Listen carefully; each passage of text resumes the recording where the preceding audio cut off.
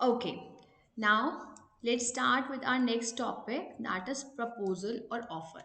अब हम नेक्स्ट बात करते हैं. अब हम कुछ कुछ बातें सीखेंगे. ठीक है, हम कुछ कुछ बातें सीखेंगे कि ऑफर क्या होता है.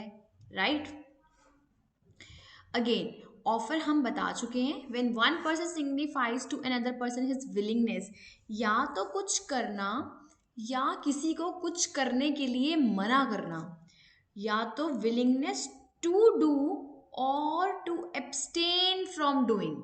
या तो किसी को काम करने के लिए कहना या एब्सटेन फ्रॉम डूइंग मतलब उसको मना कर देना, that is called a proposal. ये होता है दैट इज मना करना. ठीक है, दैट इज कॉल्ड प्रपोजल. ये हम पढ़ चुके हैं, मैं बहुत क्विकली इसको रैप अप करूंगी.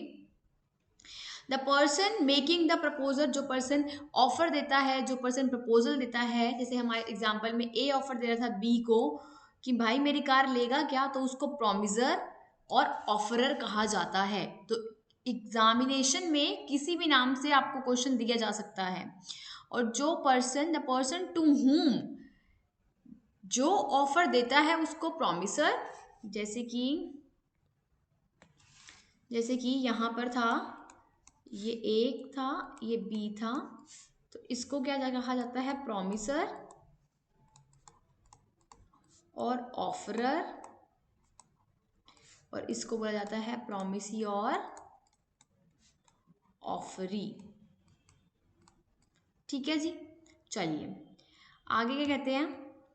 For a valid offer the party must making it's willingness. Again जैसे कि मैंने बताया कि पार्टी को बताना पड़ेगा कि उसकी विलिंगनेस क्या है, कि काम करना या फिर नॉट टू डूइंग समथिंग. ठीक है, अगर लेट सपोज मैंने किसी को ऑफर दिया, ए भाई मैं तेरे को पक्का पक्का से 5 लाख रुपए दूंगी, लेकिन तुझे मेरे खिलाफ कुछ भी कोर्ट में गवाही नहीं देनी है, तो मैं क्या बोल रही हूँ, उसको मना कर रही हूँ. That is also called an offer. Next क्या है, third point, that is willingness must be expressed. आपको बताना पड़ेगा with a view to obtain the assent. किसी की सहमति लेने के लिए आपको अपनी बात को एक्सप्रेस करना पड़ेगा. The willingness must B, the willingness must be expressed. Let suppose अगर ए बी से मैरिज करना चाहता है, तो उसको बोलना पड़ेगा ना, विल यू मैरी मी. अपने आप तो उसको नहीं पता चल जाएगा बी को कि हाँ ये मुझसे शादी करना चाहता है. सिमिलरली इन आर एग्जाम्पल, जैसे हम बोल रहे थे कि यहाँ पर दो पार्टीज हैं. ठीक है, यहाँ पर अगर दो पार्टीज हैं, that is A and that is B, और अगर ए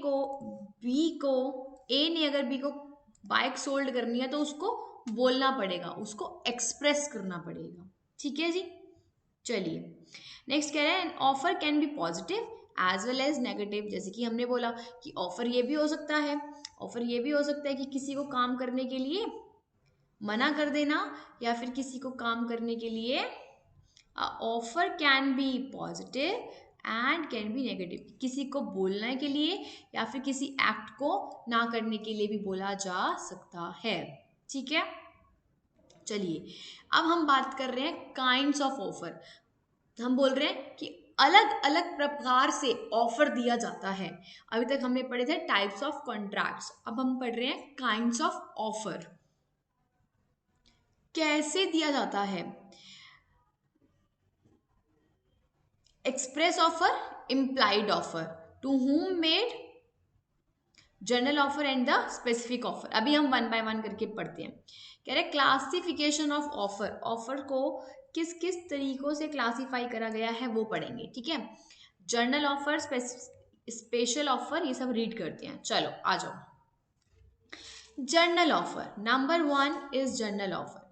जर्नल ऑफर क्या होता है साहब, जर्नल ऑफर वो ऑफर होता है जो कि पब्लिक को दिया जाता है लार्ज स्केल पर. सबको दिया जा रहा है, सबको बताया जा रहा है, किसी स्पेसिफिक पर्सन को नहीं बोला जा रहा है, सबको बोला जा रहा है. कि लेट सपोज अगर एक, जैसे यहाँ पर क्या है, एक कंपनी है जो कि ऐलान कर रही है, जो कि अनाउंसमेंट कर रही है कि साहब अगर आप मेरी ये मेडिसिन को क्या करते हो, इनटेक करते हो, तो आपको कोई भी कोई भी बीमारी नहीं होगी या आपको कोई भी प्रॉब्लम नहीं आएगी। तो उसने मैसेज दिया, कैसे मैसेज दिया उसने? पब्लिक एट अ लार्ज में मैसेज दिया। तो जब पब्लिक एट अ लार्ज में मैसेज दिया जाता है सर, उसको क्या कहा जाता है? जर्नल। जर्नल सबको दिया जा रहा है, सबको दिया जा रहा है, दैट इज जर्नल ऑफर। ठीक है जी। नेक्स्ट है special and specific offer. Special and specific offer. A offer दे रहा है हमारे एग्जांपल में, ए ऑफर दे रहा है, किसको दे रहा है मैडम? मैडम किसको ऑफर दे रहा है? ए ऑफर दे रहा है स्पेसिफिकली बी को।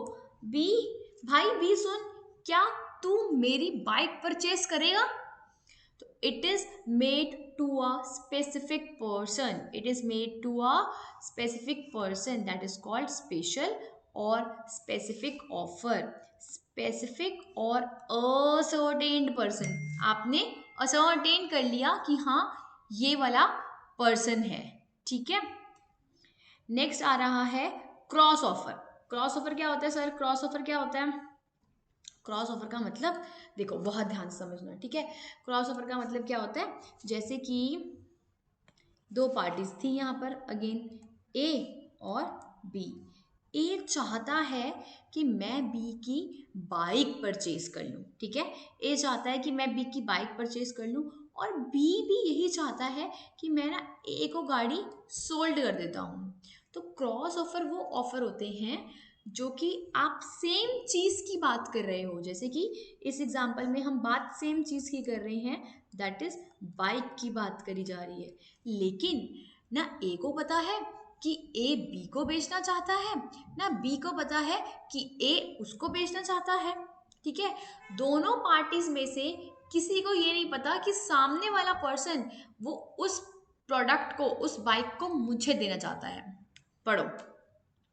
When two parties exchange identical offers, sir offer कैसा है? आइडेंटिकल।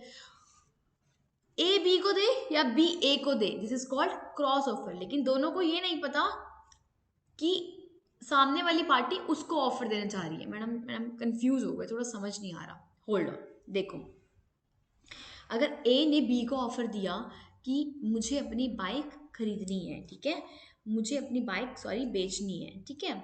तो ए ने बी को ऑफर दिया, लेट्स सपोज 10 दिसंबर को दिया, ठीक है, कि मुझे अपनी बाइक क्या करनी है?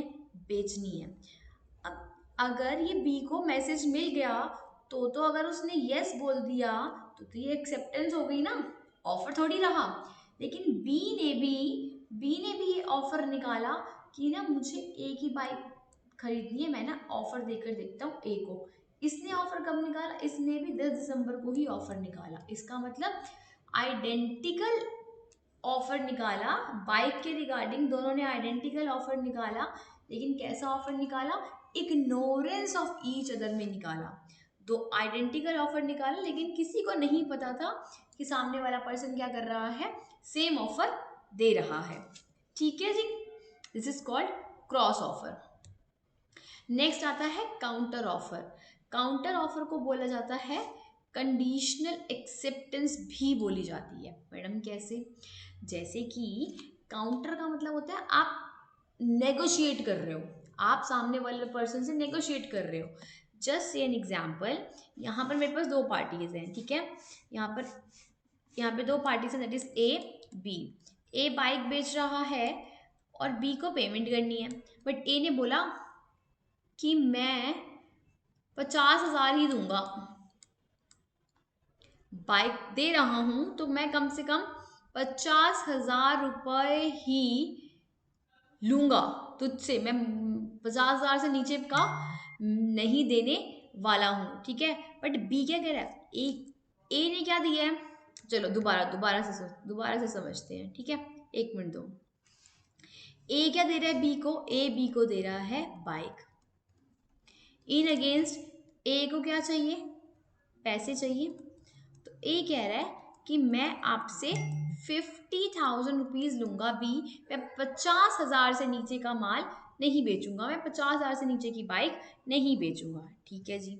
बट बी ने क्या बोला? सर सर सर सर ऐसे करते हैं, 40,000 में ना डील सेटल करते हैं, 40,000 में डील सेटल करते हैं।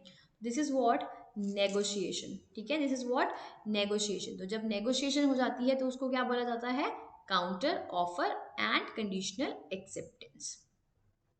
चलिए नेक्स्ट क्या आ रहा है, स्टैंडिंग और कंटिन्यूइंग ऑफर। स्टैंडिंग और कंटिन्यूइंग और ओपन ऑफर, मतलब ऑफर खुला हुआ है, आ जाओ भैया, खोल रखा है, डिस्काउंट दे रखा है, डिस्काउंट लगा रखा है, डी मार्ट में डिस्काउंट लगा हुआ है। डी मार्ट में जैसे कि हम बोल रहे हैं कि डी मार्ट में ना डिस्काउंट चल रहा है मैडम, कितने परसेंट चल रहा है, मैंने कहा सारे प्रोडक्ट पे 25% डिस्काउंट चल रहा है।